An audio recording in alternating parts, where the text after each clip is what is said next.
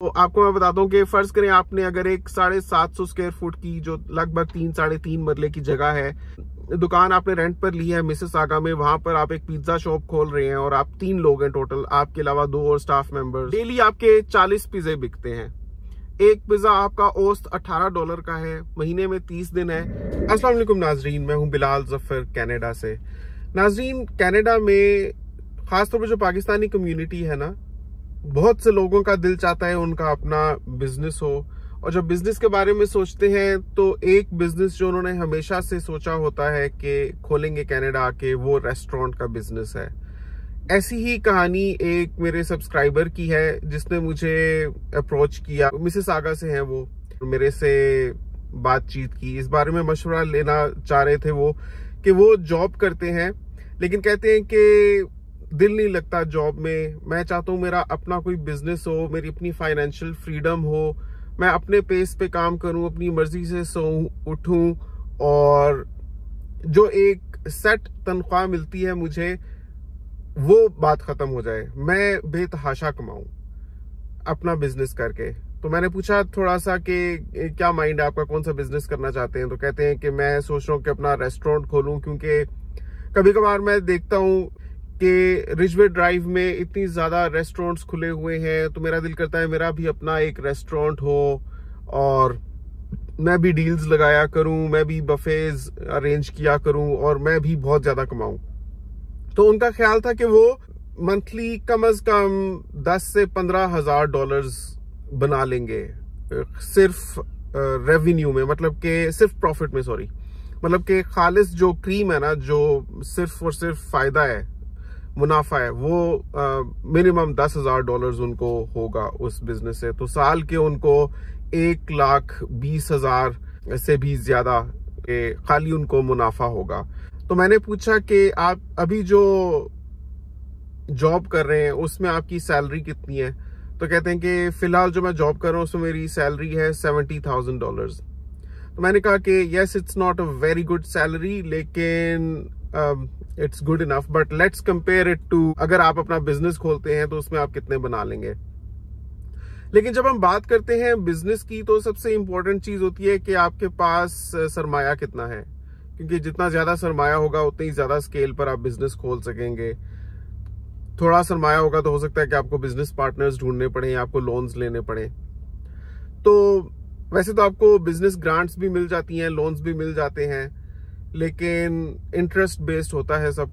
खैर, हम ये देखते हैं कि जितनी इनके पास इन्वेस्टमेंट है उस लिहाज से क्या इनको वाकई उतना मुनाफा होना है जितना ये सोच रहे हैं, और how does that kind of business compare to the job he is doing right now.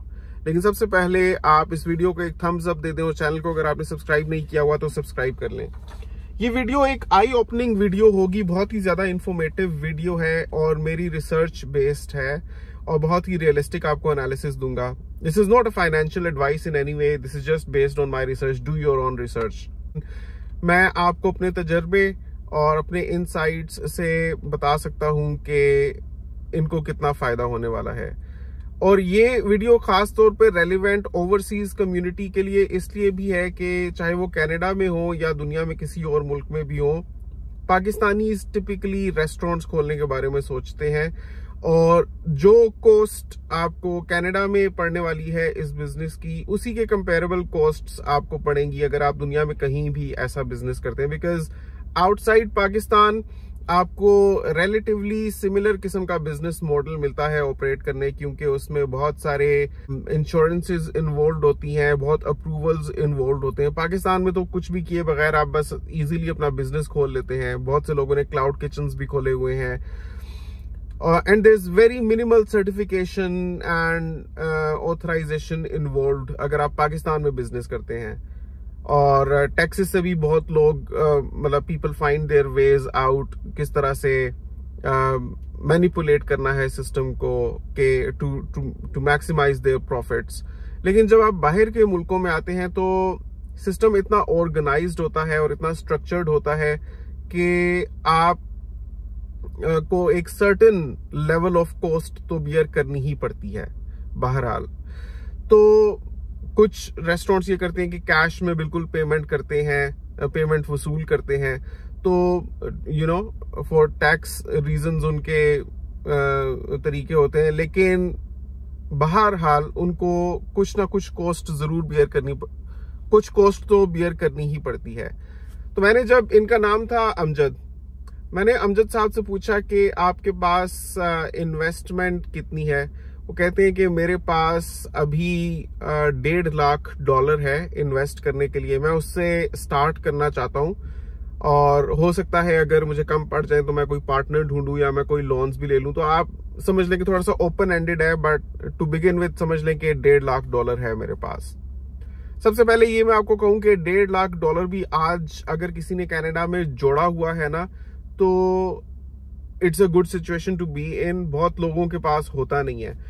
मतलब यहाँ लिविंग एक्सपेंसेस इतने ज्यादा हैं कि इट इज वेरी डिफिकल्ट लोगों के लिए साल में $40,000 भी जमा कर पाना। मतलब कि अर्न तो बहुत करते हैं, लेकिन जिसको बचत कहते हैं, वो $40,000 भी अगर कोई कर लेता है तो वो बहुत बड़ी बात है। बहरहाल इनके पास $1.5 लाख है।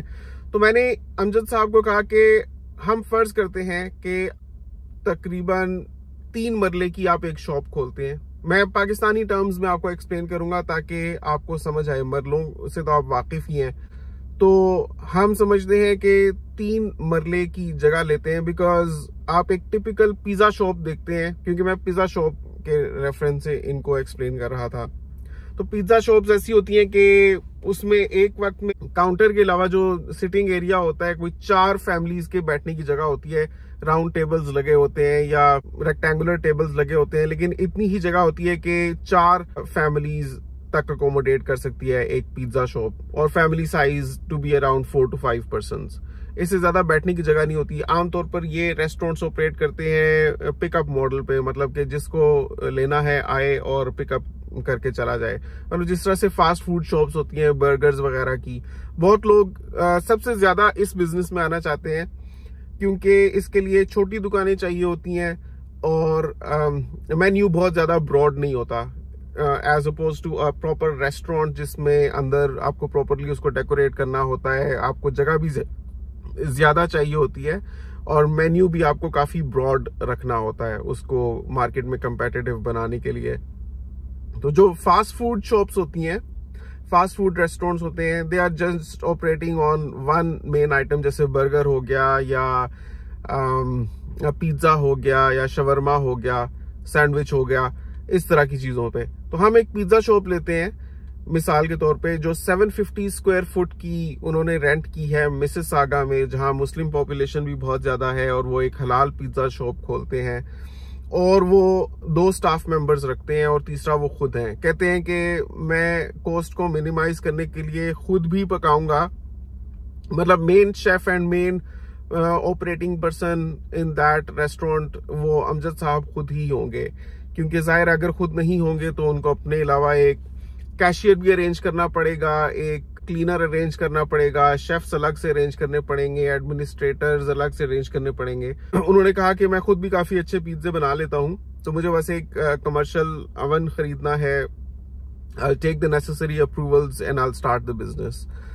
तो लेट्स सपोज कि वो 2 बंदों को हायर करते हैं अपने अलावा, बिकॉज एक बंदे के बस की बात नहीं होती और अच्छा भी नहीं लगता। आप सोचे ना, एक फास्ट फूड रेस्टोरेंट है, आप उसमें एंटर होते हैं, एक ही बंदा है, वो काउंटर पे खड़ा हुआ है, वही आपसे ऑर्डर ले रहा है, वही बैक एंड पे जाके पका रहा है, वही आपके टेबल पे आके कपड़ा भी मार रहा है या क्लीनिंग कर रहा है, वही आपकी रसीद भी बना रहा है। तो आपको लगेगा कि यार ये तो बहुत ही ज्यादा अंडर रिसोर्स्ड किस्म का फास्ट फूड रेस्टोरेंट है। जिस एक बंदे ने इतनी मल्टीटास्किंग करनी है, उसने क्वालिटी ऑफ फूड का क्या ही ख्याल रखा होगा। I personally would not like to go in such a fast food restaurant जिसमें बस एक ही बंदा अज्यूम्स ऑल द रोल्स। तो लेट्स से कि थोड़ी सी भी वो अपनी आसानी के लिए वो बंदे अपने साथ रखते हैं, चाहे लड़के लड़कियां व्हाटएवर, तो उनको मिनिमम वेज पे लेट्स से वो रखते हैं। से अगर वो $17.5 $18 उनको दे रहे हैं पर आवर, तो क्या रेवेन्यू होगा, क्या इनका टेक होम प्रॉफिट होगा at the end of the month. And let's say that pizza shop operates from 9 AM to 10 PM in the night. मतलब pretty much like जितनी भी ये सारे रेस्टोरेंट्स होते हैं जो फास्ट फूड शॉप्स होती हैं, सुबह 9 बजे से लेके हद से हद 10 बजे शुरू हो जाते हैं और रात को 10 बजे तक मिनिमम ऑपरेट करते हैं, वरना 11-12 बजे तक भी बहुत से रेस्टोरेंट्स ऑपरेट करते हैं। फाइनेंसेस में मैं डिटेल में जाने से पहले आपको जरा क्वालिटी ऑफ लाइफ का बताता हूँ। देखिए, मेरा पर्सनल पर्सपेक्टिव है, इस बात को मैं जल्दी से रैप अप करूंगा because the whole video is not about this, but this is a very important point to make, इसलिए मैं इस बारे में भी बात करूंगा कि वक्त गुजर रहा है और जो वक्त आपका खुशी के साथ, फैमिली के साथ, दोस्तों के साथ आउटिंग करते हुए हंसी खुशी गुजर गया, वही आपकी टोटल क्वालिटी है गुजरते हुए वक्त में। वही अच्छी यादें हैं जो आप बना लेंगे when you will reflect back in old age. तो इस किस्म का जब आप बिजनेस मॉडल ऑपरेट करते हैं तो उसको फायदेमंद बनाने के लिए आपको बहुत ज्यादा मेहनत करनी पड़ती है। तो एक ऐसा बिजनेस जो आप सुबह 9 बजे दुकान खोल रहे हैं, रात को 10 बजे बंद कर रहे हैं और हफ्ते में कोई भी छुट्टी नहीं है आपको, बल्कि वीकेंड्स पर वीकडेज से भी ज्यादा काम करना है, क्योंकि वीकेंड ही वो वक्त होता है जब लोग आते हैं आपकी दुकान पर, ज्यादा इतना उनके पास फुर्सत या फरागत होती है कि वो आ सकें अपनी फैमिलीज को लेके, क्योंकि छुट्टी होती है। तो आपके लिए कोई छुट्टी नहीं है। अगर आप करेंगे तो जितनी आप करेंगे, जितनी मर्जी है आप छुट्टी कर लें, किसी से आपको अप्रूवल लेने की जरूरत नहीं है, लेकिन जितने दिन आप गैर हाजिर रहेंगे उतने दिन आपकी दुकान नॉन प्रोडक्टिव रहेगी, नॉन प्रॉफिटेबल रहेगी, बिल्कुल भी आपके it will directly cut into your profits. तो आपकी मर्जी नहीं होगी, दिल नहीं करेगा कोई भी छुट्टी करने का, तो आपकी जिंदगी will totally be consumed in that business. ये चीज वैसे मैंने देखा है कि चाहे परदेश हो चाहे पाकिस्तान हो, जो भी लोगों ने बिजनेस शुरू किया है ना, उनकी टोटल जिंदगी उस बिजनेस में कंज्यूम हो गई है। They have very little time for themselves, for their families. कुछ लोगों को ऐसा बिजनेस मॉडल, ऐसा तरह जिंदगी पसंद आता है, as long as they are making money, उनके लिए बाकी चीजें इंपॉर्टेंट नहीं होती। लेकिन अगर आप इंस्पायर होते हैं, इन्फ्लुएंस होते हैं, इंप्रेस होते हैं इस तरह के लोगों से जिनके अपने बिजनेसेस हैं, तो सबसे पहले, और अगर आपके पास सरमाया भी है, तो कोई भी बिजनेस इनिशिएटिव लेने से पहले ये जरूर सोच लीजिएगा कि आपके लिए वर्क लाइफ बैलेंस कितना इंपॉर्टेंट है, बिकॉज वर्क लाइफ बैलेंस आपका बहुत कॉम्प्रोमाइज हो जाता है बिजनेस में, at least in the beginning 5 years। उसके बाद हो सकता है कि काम इस स्पेस पे चल पड़े, आपकी टीम इतनी मजबूत हो, आपने ऐसे लोग हायर किए हों जिन पर आप काउंट कर सकें, तो आप अपने लिए कुछ वक्त निकाल सकेंगे। Maybe you'll take a back seat and give more charge to active players, और आप उनको उतने पैसे भी दे सकेंगे क्योंकि आपका बिजनेस उतना रेवेन्यू जनरेट कर रहा होगा। लेकिन शुरू के कम से कम 5 साल तो भूल जाएंगे आपके पास कुछ भी अपने लिए फुर्सत होने वाली है। ऐसे में ये भी देखिएगा कि मेजोरिटी ऑफ द फैमिलीज जो माइग्रेट करके कनाडा जैसे मुल्कों में आती हैं, they are in their late 30s, मतलब the head of the family जो बिजनेस शुरू करने का सोच रहा होता है। तो yes, there is a life to live. अभी आपको नहीं पता कि 70-80 साल में हो सकता है आपकी जाके जिंदगी का खात्मा हो, तब तक आपके पास बहुत वक्त है, अगर 5 साल भी लग जाते हैं।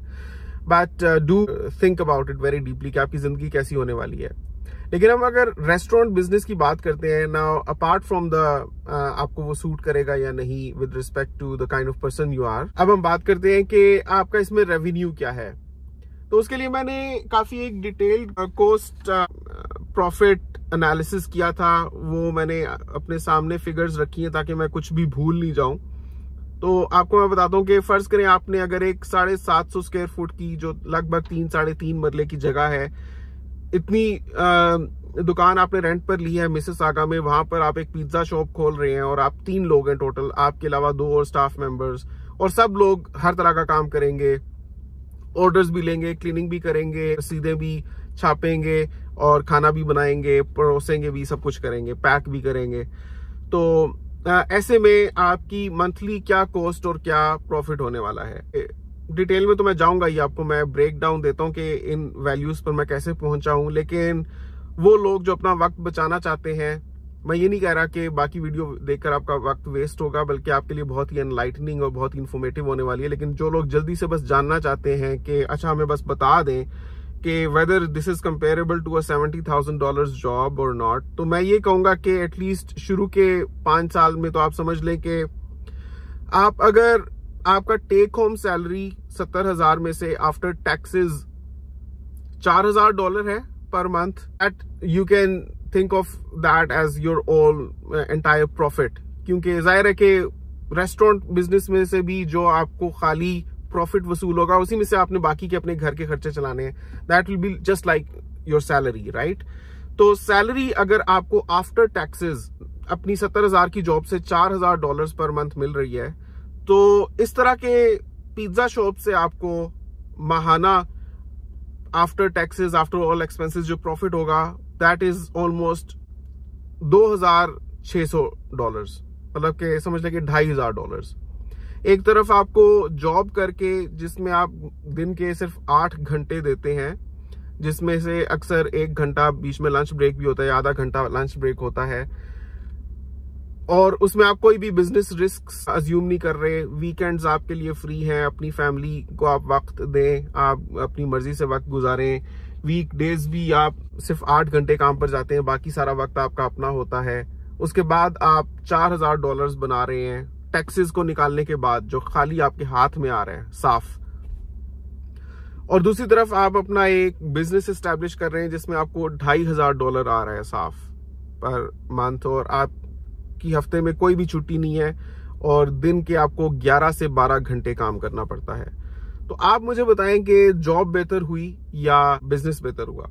ये जो मैं आपको बिजनेस मॉडल बता रहा हूँ, ये बाहर के मुल्कों में ऑपरेट करते हुए होता है। बाहर specially talking about the western countries like Canada, the UK, Australia, America, इनमें, क्योंकि यहाँ पर टैक्सेस का एक प्रॉपर सिस्टम है, यहाँ पर अप्रूवल्स का, इंश्योरेंसेस का एक प्रॉपर सिस्टम है, जिसकी वजह से कॉस्ट आपको काफी ज्यादा पड़ जाती है बिजनेस की।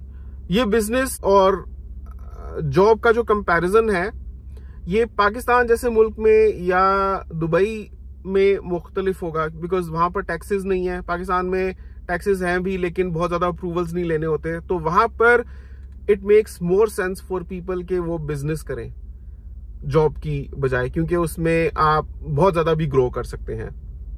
लेकिन बाहर के वेस्टर्न ममालिक में अगर आपके पास एक अच्छी जॉब है तो वो बहुत से बिजनेसेस से बेहतर है, क्योंकि बहुत से बिजनेसेस यहाँ पर जो रेवेन्यू जनरेट कर रहे हैं वो एक अच्छी जॉब के इक्विवेलेंट ही है।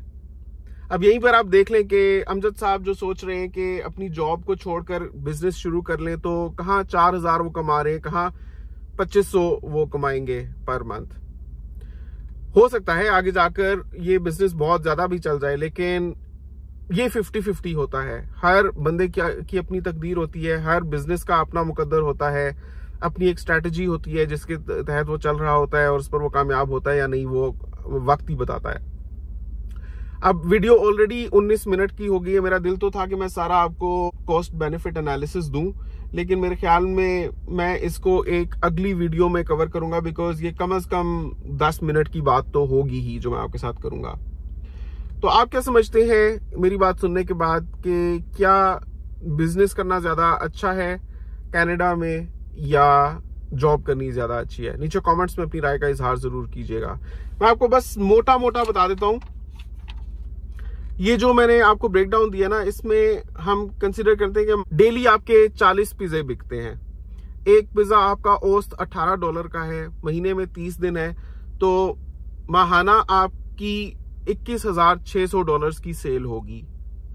इसमें जो इंग्रेडिएंट्स, जिसमें मुर्गी, मैदा, यीस्ट, सब्जियां, बॉक्सेस, सॉसेस और ड्रिंक्स वगैरह हैं, वो आप लंप सम समझ लें 30% ऑफ सेल्स है। हालांकि इससे ज्यादा होता है, लेकिन अगर आप कोई अच्छे होलसेल रेट्स पर चीजें खरीद लेते हैं तो समझ लें कि आपके $6,500 इंग्रेडिएंट्स और पैकेजिंग में चला जाएगा। फिर जब आपने अपनी दुकान खोली है तो उसका रेंट आपको माहाना कम से कम $2,200 पड़ेगा उस शॉप का। 1,800 की तो आपको खाली बेसमेंट मिलती है, तो अगर आप एक कमर्शियल लेवल पर मिसिसागा जैसी जगह पर 750 स्क्वायर फुट की शॉप रेंट पर लेते हैं तो आपको एटलीस्ट $2,200 पर मंथ तो पड़ना ही है उसका रेंट, प्लस यूटिलिटीज। अब कमर्शियल लेवल पर आप उसको यूज करें तो गैस, हाइड्रो, वाटर का बिल भी ज्यादा होगा, तो $800 पर मंथ आप वो लगा लें। बिजनेस की आपको इंश्योरेंस करवानी पड़ेगी, $150 पर मंथ आप वो समझ लें। मार्केटिंग में भी आपको फिर इन्वेस्ट करना पड़ता है, प्रमोशंस करनी पड़ती हैं अपने बिजनेस की, तो उसमें आपके $300 लग जाएंगे पर मंथ। मिसलेनियस एक्सपेंसेस जिसमें क्लीनिंग सप्लाईज और रिपेयर्स एंड मेंटेनेंस वगैरह आप 200 लगा लें, और फिर पेमेंट प्रोसेसिंग फीस आप लगा लें $650, तो ये एक्सपेंसेस आपके माहाना बन जाते हैं $18,900 और जो टोटल सेल्स थी वो $21,600 थी। तो जो नेट प्रॉफिट है वो $2,600 है। अगर आप चाहते हैं तो मैं आपको स्क्रीन पर भी ये सारी कैलकुलेशंस दिखा दूंगा, उसके लिए आप नीचे कमेंट करें तो मैं अगली वीडियो बनाकर आपको मार्केटिंग एंड प्रमोशंस के हवाले से भी इंफॉर्मेशन दूंगा।